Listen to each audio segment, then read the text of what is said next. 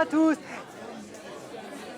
Et s'il vous plaît, vous pourriez arrêter de parler tous en même temps, là, parce qu'on ne comprend rien. Et puis en plus, ça irrite les gens qui nous regardent. Excusez-nous, hein. Non mais ça suffit. Personne ne se comprend, personne ne s'écoute. C'est une tour de Babel ici ou quoi? Bon, ben voilà. Alors je disais bonjour à tous et bienvenue dans le pourquoi du comment. Et aujourd'hui, on va justement parler de la tour de Babel, qui est devenue une expression pour parler d'un lieu où règne la confusion. Allez, je vous propose de jeter un œil dans la Genèse. Nous voici probablement aux environs de l'an 2200 avant Jésus-Christ, juste après l'épisode du déluge, au moment où toutes les terres sont redevenues habitables. À cette époque, les descendants de Noé parlent tous la même langue et ils s'installent au pays de Shinéar, qui correspond à la région de Sumer, en Mésopotamie. C'est alors qu'ils se disent « Allons, bâtissons-nous une ville et une tour dont le sommet touche le ciel et faisons-nous un nom afin que nous ne soyons pas dispersés sur la face de toute la terre. » Ça, c'est le début de l'histoire qui est écrit dans la Bible et c'est en fait assez succinct. Alors je vous propose d'avoir un peu plus de détails grâce aux interprétations rabbiniques. Elle raconte qu'à la tête de ce peuple, il y avait un roi autoproclamé dénommé Nemrod, qui est l'arrière-petit-fils de Noé. C'est un excellent chasseur, très respecté, mais c'est surtout un homme qui défie régulièrement le Seigneur. En fait, son autorité se transforme rapidement en tyrannie et il essaye régulièrement de détourner son peuple de Dieu. Justement, il promet de le protéger contre une nouvelle punition divine en construisant une tour si haute que rien ni personne ne pourra la submerger.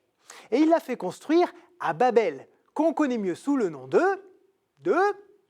Babylone. Et oui, nous serions donc dans la région de l'Irak actuel, et Babel signifie à la fois porte de Dieu en acadien, mais aussi confusion en hébreu. Deux étymologies qui sont parfaitement complémentaires, vous allez voir.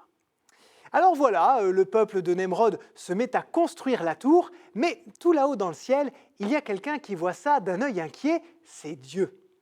En fait, le Seigneur se rend compte que Nemrod est prêt à tout, et surtout au pire, pour construire sa tour, et qu'il veut absolument montrer qu'il est à la hauteur du Père. Et ça, l'Éternel ne peut et ne veut pas le laisser passer, sous peine de ne pas pouvoir accomplir le projet qu'il a pour tous les hommes, et qui commence ici.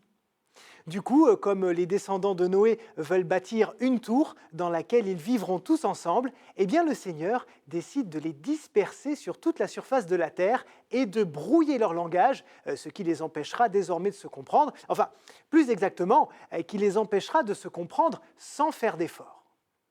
C'est à partir du XVIe siècle que le mot Babel commence à désigner un lieu rempli de confusion et il s'est étendu aujourd'hui pour parler de difficultés de communication au sens large ou d'une entreprise vouée à l'échec.